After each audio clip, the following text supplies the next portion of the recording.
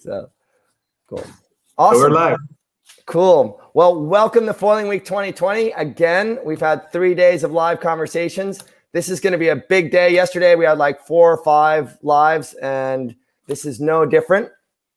This is the Gurrit Forum. I'm your host, Chris Museler from Jamestown, Rhode Island. It's kind of early here. My co-host is Andrew Pindar in Lago di Garda and Bruno Gentoli.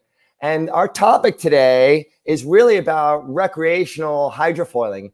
Our question is it for everyone? And it's a big question because it touches on accessibility. It touches on the culture of water sports and how hydrofoiling changes that.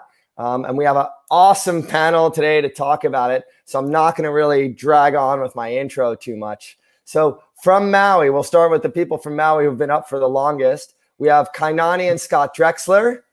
And then we have Robby Naish. And then from Lake Garda, Balz Muller. But Balz, where are you from originally? I'm from Switzerland originally, yeah. He's from Switzerland. And then we have Annelous Lammerts from Holland. Hi, Annelous. Hey, guys. Cool. So we always start out these shows talking to the oldest person in the room with the most perspective. Robby, that's not you, of course. It's Andrew Pindar. And even though Robby looks younger than me, Andrew, you've been around for a while. We talked about your first trip to Hawaii and Honolulu Bay and your surfing exploits. I don't know if you were wearing a Speedo back then or what, but the question I have for you is you've been involved in water sports sponsorship forever, and windsurfing and surfing have been a really big part of sponsorship over the years.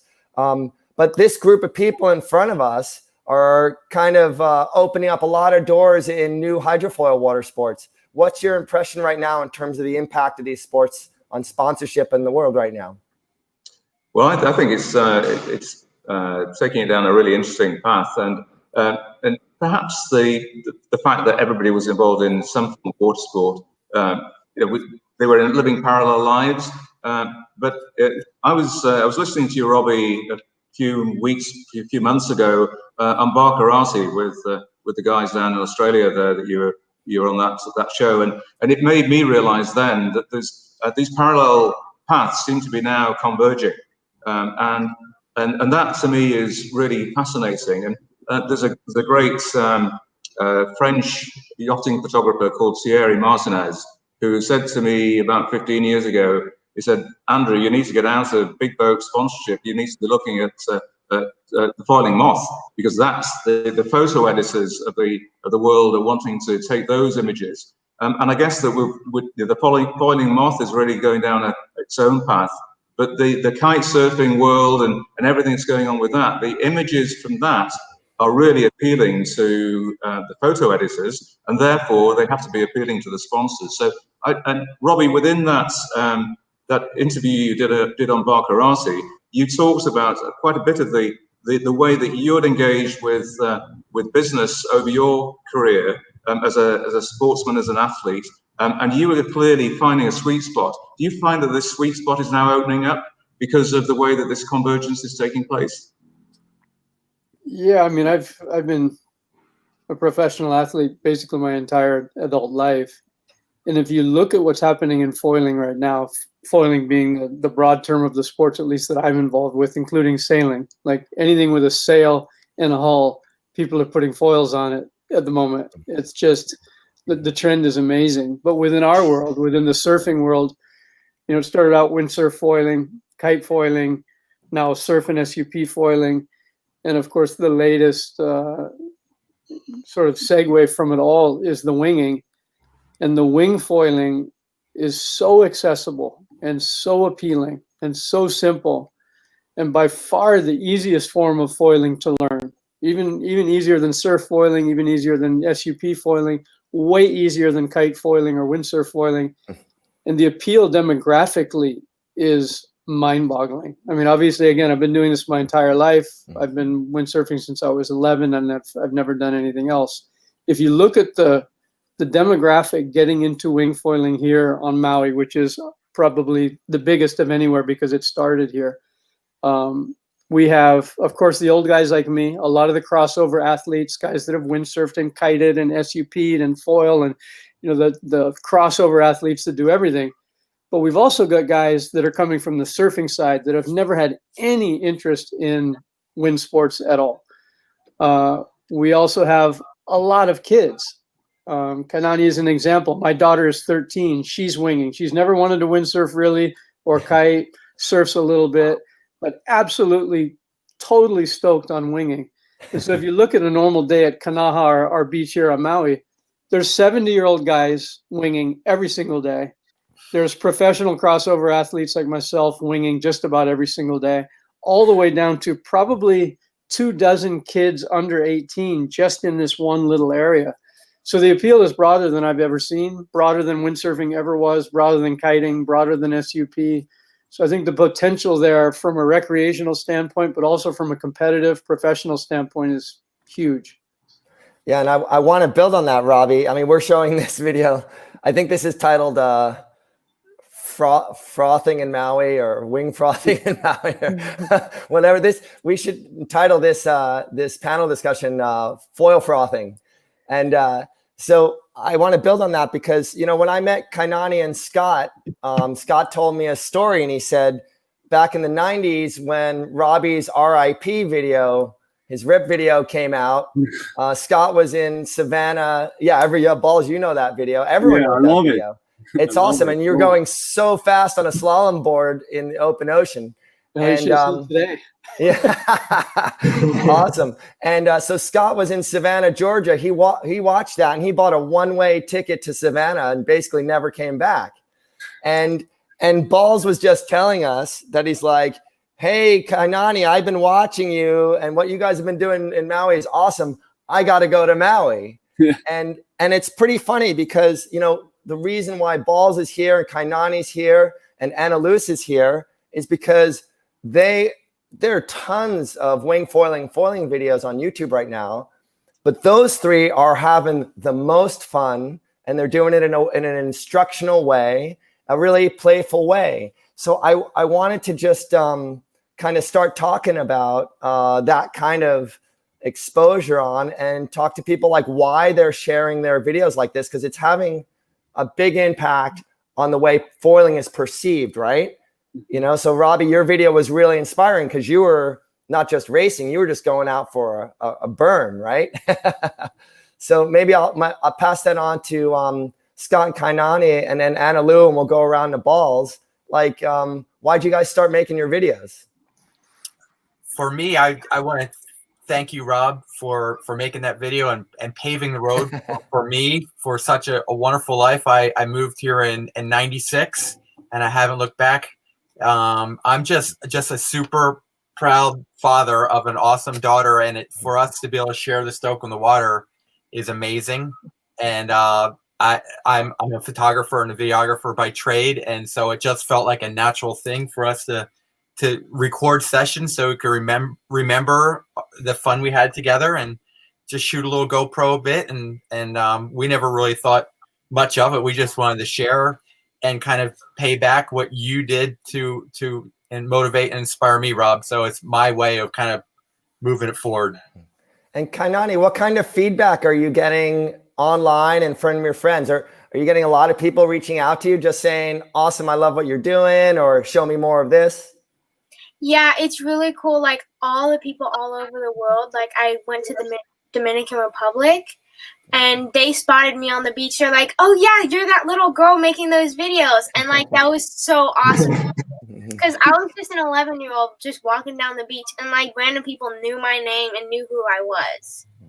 And do you have kids reaching out to you online looking for your inspiration? Not a lot, but a couple of kids are like super inspired and it makes me feel really great. Cool. And let's move on to Annelous. Annelous, you're a professional kiteboarder, right? Yes, I have actually been competing almost since I started kiteboarding. And for me, foiling is just having so much fun on the water next to competing. And this year was, of course, really different, not being able to travel. So instead of going to the best places for doing freestyle, I was just dealing with the conditions we were getting, and foiling just turns every day into such a fun day on the water. And what kind of reaction have you gotten on the beach and to your videos? Yeah, a lot, because actually when I went out for my first wing foil sessions, the guys just gave me some gear I could use, and I was out there trying to figure it out, and I had no idea what to do. And I was getting a lot of questions from people how it works, and I was like, well, it's so easy, and I want everyone to give it a try. So by making those videos, I really want to show people that everyone can do it, and it's way easier than a lot of people think. Yeah, I think the progression for me has been watching Annelous, going out and trying it, then getting up and going and watching Kainani do downwinders and learning how to pump waves. And now I'm watching Balz and trying to learn how to jump. Yeah, but you know, that's the point. I love to share what's possible with those new tools. And to be honest, you know, when you would have asked me this question 1 year ago, what's possible with the wing, I would have told you, oh, I don't know, going straight and back and hopefully ending up at the same place like you entered the water. But now these days, it's ridiculous how fast the evolution goes. And coming along your question, why I love to share my clips or my movies is I love to inspire people, and I love to share what I'm doing, and I love to share my experience, because it's really coming from zero, like don't even know how to control and hold that wing thing. We don't even know yet how we're gonna call it, you know, and that's, I mean, it's so fresh and so new, and it's the best we can do at the moment is to share our experience and share it with the world and yeah, make it accessible for everyone, because it's really such a simple and cool tool. And I'm super stoked to be part of it for sure. Yeah. Let's talk about that. I have a question for Robby. Robby, with your experiences with the growth of windsurfing, you know, there were only so many streams to expose people to the sport. So there was Sports Illustrated, there was and then windsurfing magazines, and then there were videos, right? So VHS tapes that were sold and shared. And so strangely, the events and the sponsors had a lot of control over how that sport was introduced and developed and controlled, and the manufacturers, advertising. But right now, even though you were first in with a lot of the evolutions in our wind sports, you don't have as much control over how the sport is presented. So from what you've learned in the past with how windsurfing's been presented and kind of managed, do you have any concerns or excitements over how all the individuals on our screen right now are presenting the sport? Well, things move a lot more quickly now, and it's not like I'm stuck in 1985 with windsurfing. You know, I was one of the first kite surfers in the world. My company was the first brand to be making inflatable kites. Started the whole thing in 1999. Was a pro kiter for years on tour. That was still kind of brick and mortar magazines, you know, before the internet as well. The whole beginning growth of kiting, and then we moved into SUP. And the whole growth of SUP, which was kind of on the cusp of more of the internet marketing and whatnot. But now it's a completely different world. You know, if you're a brand trying to market, you're juggling print with, you know, all of the new media.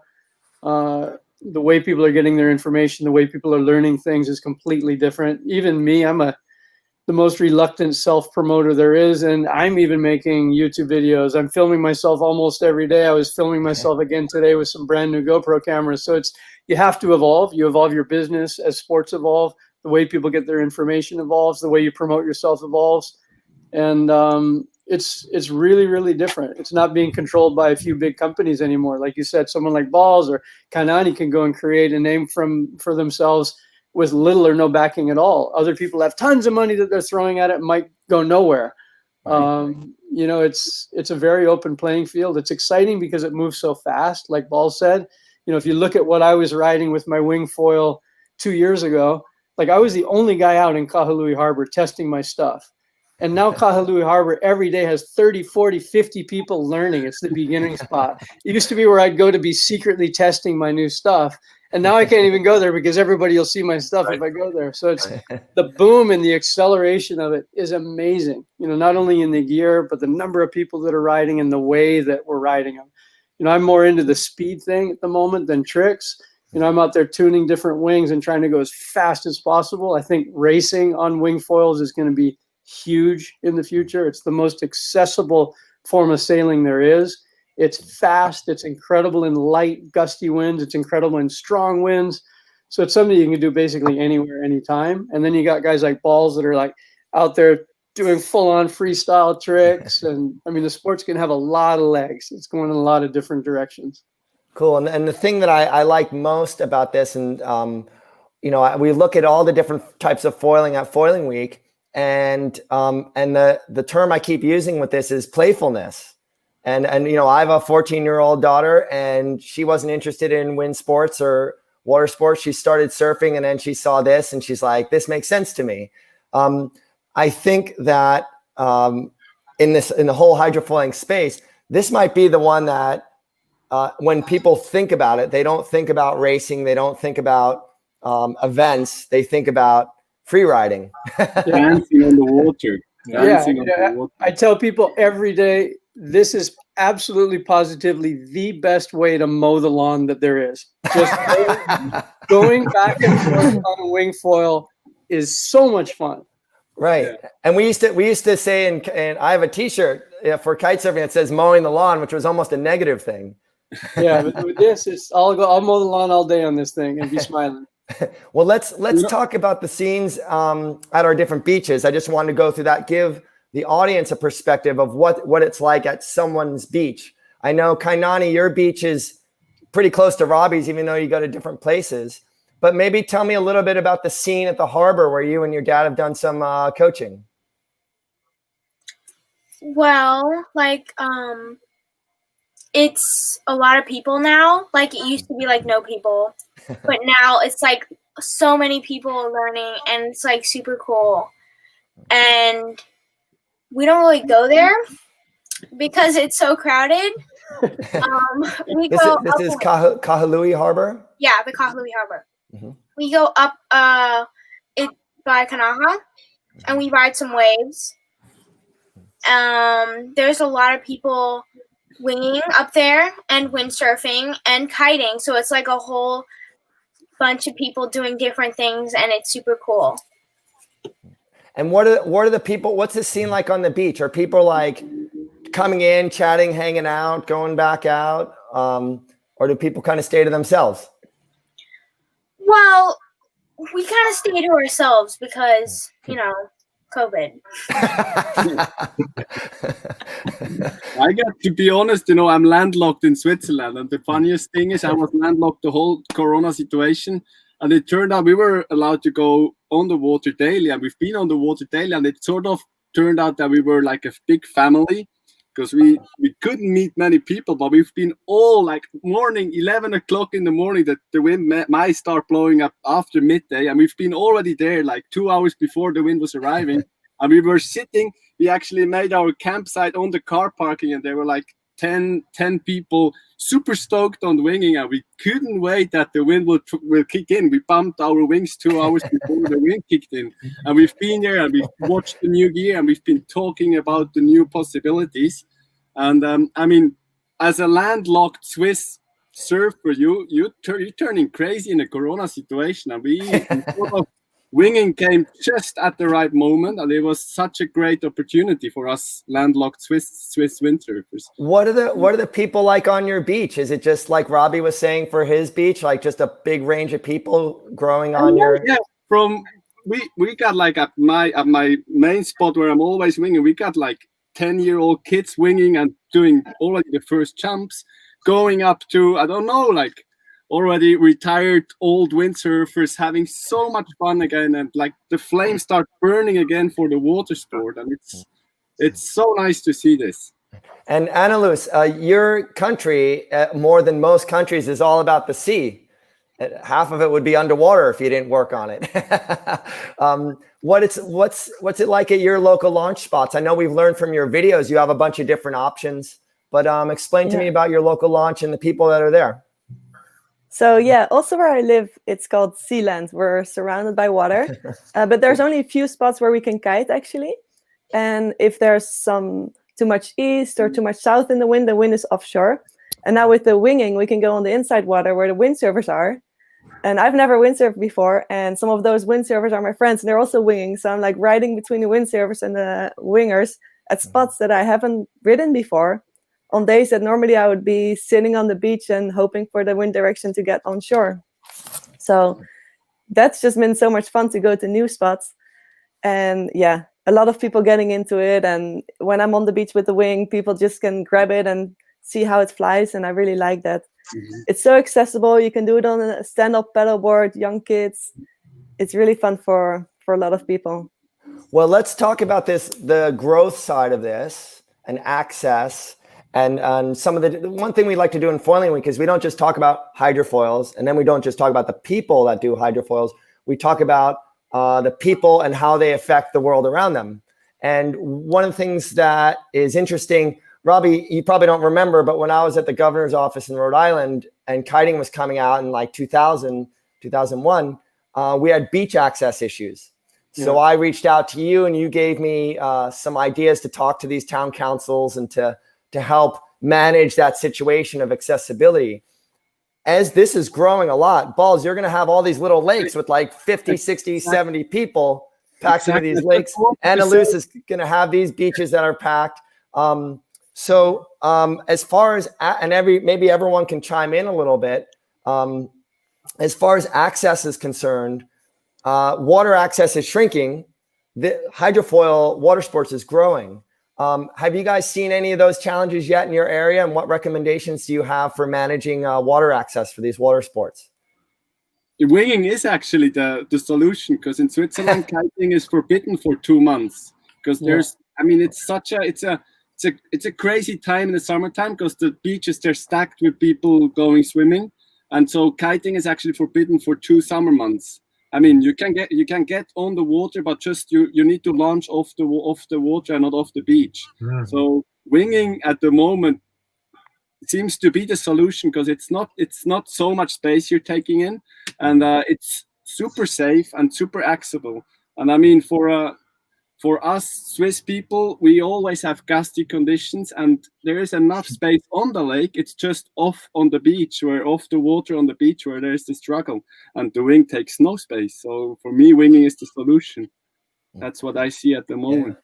Yeah. Robby, do you have an idea on that? Yeah, in terms of getting in and out of the water, access is a big issue, especially in Europe. A lot of places, as Balz said, Spain, Italy, pretty much everywhere there's water access. Kiting is forbidden in a lot of places certain times a year.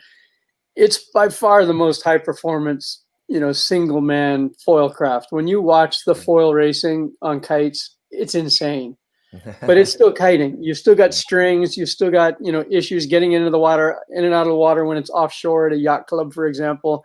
There are difficulties. Windsurfing, a little bit less so. But windsurf foiling is pretty hard. Like, even if you're a good windsurfer, it's not super easy. Recreational, trying to keep it going. Wing foiling, there's no hard object. There's no mast. There's no boom. It's just this blown up soft thing. You're not going to hurt yourself with the wing. You're not going to hurt other people. The foils, sure, you don't want to run people over foiling, as long as people aren't idiots and coming too close to the beach. People like to show off. You go to a kite spot and there's a whole ocean, and all the kiters will be going 50 yards back and forth in a big group, landing on each other. So as long as they don't do that, like, you go out and you enjoy the ocean and you don't just ride right in the shore break around people, foiling on a wing is amazing. It's super, super safe. You can fit a lot of them in a really small area. Access in and out of the water is quick and easy. You're not going to hurt other people, again, unless you're blasting into the shallow water where kids are playing and whatnot. And, that just needs to be regulated. Like, stay outside. We know you're good, but don't jump in the shore break. And there'll be lots of room for a lot of wings. And Annelous, have you had any challenges where you are as well for access? Excuse me. Well, actually, foiling just opened up so many new spots. And also, like Robby said, the twin tip riders, they all packed together. It's a really small spot. Also at my home spot, it's such a popular spot. It's knee deep for a long for a long area, and everyone is so close together. Whereas with whether it's wing foiling, I'm riding swell far out on the sea, so I'm not in the shore break battling with other people for waves. Or when it's kite foiling, I'm cruising around pretty far out. And then the wing foiling, when the wind is offshore or it's too packed, I go into the inside spot where it's not even allowed to kite. There's really just so much more space on the water with the foiling. You can ride different waves, you can ride different spots. It actually just been super positive. Even the smallest river you can foil now, because with the wing you actually only need 50 meters. With the wind foil gear, you're actually not even flying when you're already turning with the wing. That's it. You need no space. You pretty much need no space. And almost no wind. Yeah, no wind too. We only need the takeoff ramps. Yeah. Well, hey, that's it. That's an awesome. That's an awesome. I told you I'd have to keep it together with you, Balz. That's an awesome segue because unfortunately these are like really tight panel discussions. But I want to thank everyone for we've got a little bit more time, so we're going to start to talk about the future. And before we talk about the future, Balz, you just got to show us where you are right now. Can you give us a little tour? So I'm actually based in my home, my van, and we're looking out and facing Lago di Garda. Actually, not so windy. It's supposed to be windier, and I hope it will get windier because we just actually today is the first day of the wing tour, and we're gonna do some racing. And we were supposed to. I woke up at 6 in the morning, and I was hoping for a Bel Air wind because we wanted to do a downwind race today in the morning. Mm-hmm. And to be honest, the Bel Air showed up the past days, or every morning it was full on, and I had such a great downwinding here on the lake. Mm-hmm. And today there was no wind, and now I'm a bit nervous, but I hope the Aura wind will kick in and we get some proper racing today. I'm excited. Well, we've got a question from Andrew right now, and then we'll keep moving on.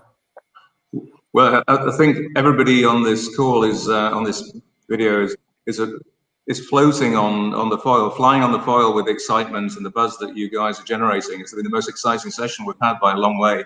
And when I look out here, we were talking about it yesterday. The Lake Garda is full of people on foils. I don't think there's one displacement boat out there. But as we talk about the convergence of the sport of surfing and foiling and coming into that with sailing, here's a curveball question for you all. Do you think that the organisation globally of the sport of sailing, world sailing, is fit for purpose when it comes to dealing with the opportunity that you're living and breathing and evidencing to the world? Are there just too many people who same colour hair as me and of this vintage who've got too many vested interests who can't see the future that you have in your hands? What do you think about that? Maybe rephrase that question, Andrew. We missed you in the very beginning of it, but in terms of world sailing and opportunities. Yeah, I'm just thinking that the world sailing is the organizational body. I was wondering whether all the member nations, who are usually represented by people of my sort of vintage, my age, whether we're fit for purpose when it comes to looking at the opportunities that you are all living and breathing and evidencing as being the way forward. Well, I think in this case, most of the guys your age and hair color and whatnot are going to be wing foiling soon. So yeah, I think world sailing is going to embrace it wholeheartedly. There's already 2 global wing sport organizations started, one out of Germany and one out of France. But yeah, I mean, it's the rate at which sail racing on wing foils is going to take off, and again the demographic of people young and old that are going to be getting into it are such that I'm not worried about them not seeing it. It's going to be on the radar of every yacht club and every sailor. And I mean, sailing is amazing. It's the best thing that ever happened to me. My dad had a Hobie cat when I was a little kid. That it set me on this path. I loved Olympic triangle racing. My whole amateur triangle race, windsurfer one design class years, traveling around the world racing one design is what made me who I am. And I think this sport's going to need that. It's going to have a lot of different directions, but the sail racing on these things is going to be so cool. And world sailing will definitely be all over it. With the wing, it actually, what I realized on my own, with the wing, we can make a course so small that we can actually be so close to the people. We can go to big cities like Oslo, where there would be never we wouldn't have thought about a windsurf race there. But now with the wing, it gets accessible, and we can go into towns, and we can, on the smallest lake surface, we can do a race. And what I saw in Silvaplana, where we had one of the first races, officially races, we were racing a figure 8 course only 50 meters apart. So the boys were super close. And we've been 10 guys fully stacked, all burning, and we were doing this figure 8. And it was so close to the spectators that I could actually feel the water. You know, they were not only watching it, they were part of it. And they were like, you could hear the people screaming, even on the outside buoy. And what I really like about racing is when you as a spectator gets along with what's going on. And what I don't really like on big races is that when we're like 1 km out to sea, no one really knows who's in first position. But when it's close to the beach, it gets so spectacular. And with winging, we get this chance, which was never there before. Because, I mean, with any other water sports tool, we got to get some time to get going. And with the wing, we're up after 1 meter, and we can chive after 5 meters. So it's ridiculous, and it's blowing my mind every morning. Like, I get to bed, I'm dreaming about winging. I get up, I'm like stoked and soaked to go on the water. You know, I love to see this getting into a competitive way as well, like with those races we're doing now here. I mean, that's the reason why me as a freestyler get to Lago di Garda for a wing race. I'm turning into a racer because I love the challenge. Now, Bruno, we have some questions from our audience. Yeah, we have 2 actually. I will put them on. So one from Laura. As Robby was saying, it's awesome the spread of foiling, especially for young generations, but also spread across the whole age groups. What's your view on safety and how to work with kit providers on how to improve safety equipment? I mean, there's again common sense things. You are sailing on knives to a certain degree. Most of the accidents with the foils happen getting in and out of the water.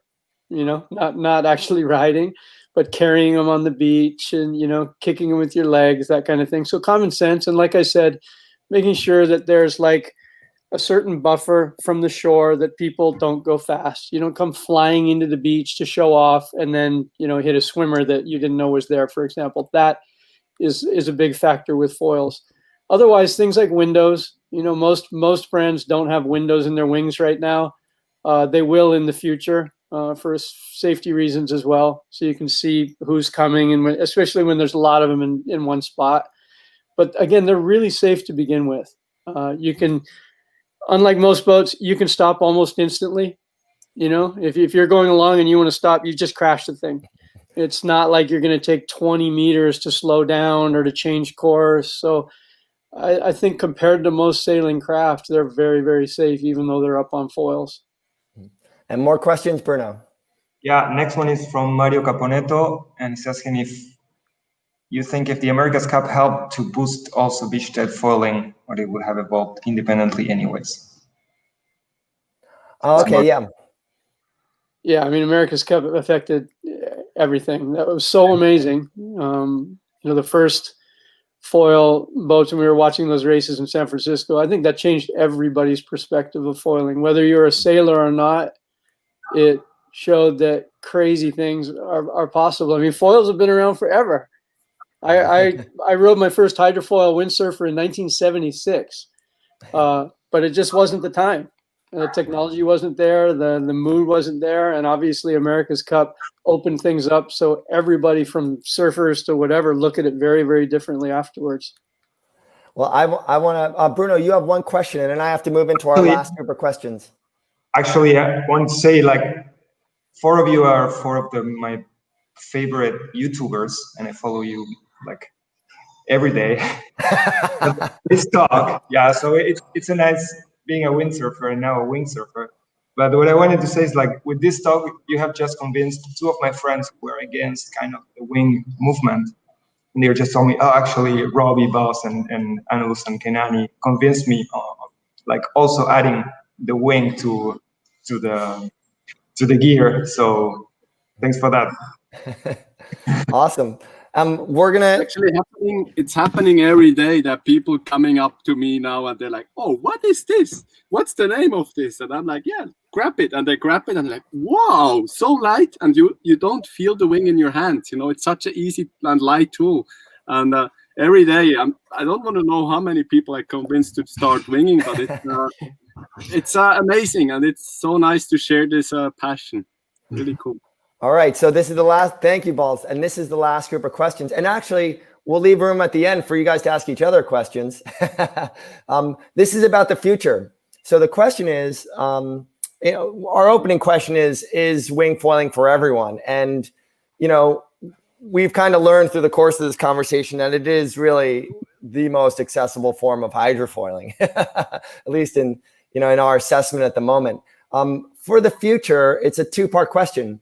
Where do you see yourself with hydrofoils in the future, in terms of either your career or your recreation or whatever? And then the second part of it is, what's your kind of dream that foiling is kind of opening up ideas for you? We talked to Mark Somerville yesterday from Persco Marine. They build the arms for the America's Cup boats, the AC-75s right now. They built 16 sets of foils for the IMOCA around the world boats. And I asked him what he dreams about, because he knows a lot of the possibilities of structural and engineering and design. And he's like, I want to see really big boats, luxury boats foiling. I want to see all this other stuff foiling. So this is a broad question. I'll start with Annelous, and we'll work our way through Kainani and Balz and Robby. Annelous, where do you see yourself with hydrofoiling in 5 years as you've uncovered it? And then do you have a dream to, like, in your hydrofoiling life, of doing something cool? I think it will still be a really big part in my life as it is now. Mm-hmm. And even right now, I'm also enjoying the racing. I've been racing with the Dutch kite foil team as well. So I like both of it. I like the racing part, being super competitive, and I like going out for a 4-hour session, just trying to ride waves from like 1 to 2 minutes long. So I think I'm just gonna keep doing that. And the gear is evolving so fast. The foils are getting super high performance, super nice for cruising into the waves and pumping. So I'm looking forward to keep working with Cabrina as well, and keep pushing this fun side of foiling. Awesome. And Kainani, you're like the only one of us that's in school still. So you've got kind of bigger fish to fry right now than just play on foils. But in your mind, do you have some ideas of what you want to do with your hydrofoiling in the future? And then the other question is, do you envision creating something, in terms of playing in hydrofoils? Well, in 5 years, I'd be a senior in high school. And I just hope that I'm still inspiring people all around the world to just have fun. And I'm still having fun with all my family and friends. Awesome. That's a good dream. And Balz, we were talking to you. That's why when Robby chimed in at the right time, we were talking to you about some future ideas that you had. Tell me about yourself in about 5 years, what you think you might be doing, and then tell me about what your dream scenario is with hydrofoils. So the point about the whole foiling thing is, I love to be on the water. The water surface is for me a big playground where I can do and create whatever I want.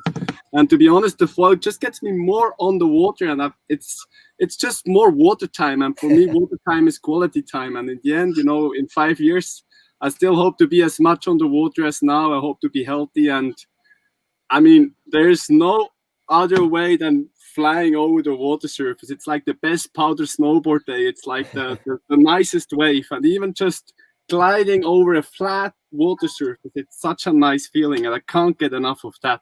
And I won't get enough in 50 years. So, and now getting along my dreams. Yeah. My biggest dream would be, for sure, still doing it the way I'm doing it now. I'm a bit scared. I have nightmares of those wing flips we're doing right now. I mean, I landed my first backflip 3 weeks ago, and I had the night before I made it, I couldn't sleep. And my girlfriend was telling me I was shaking, I'm moving, I was doing backflips, I was running and sweating. And so I'm sure it will get into a crazy way, this freestyle part. and I'm hopefully to be still part of it. But anyway, it's just the fun aspect of it, just cruising along rolling lakes, well, which was never a thing before, and now there's Swiss surfers foil surfing Swiss lakes. I mean, lake waves 40 cm, and we're stoked and hyped. Yeah. That's amazing. And then getting along, what I would love to see winging, I would love to see those indoor competitions that used to be in Paris. I mean, Robby Naish, you've been a legend. I mean, even my boss, where I did my apprenticeship, he was going to Paris to watching you guys windsurfing indoor because it was such a big thing.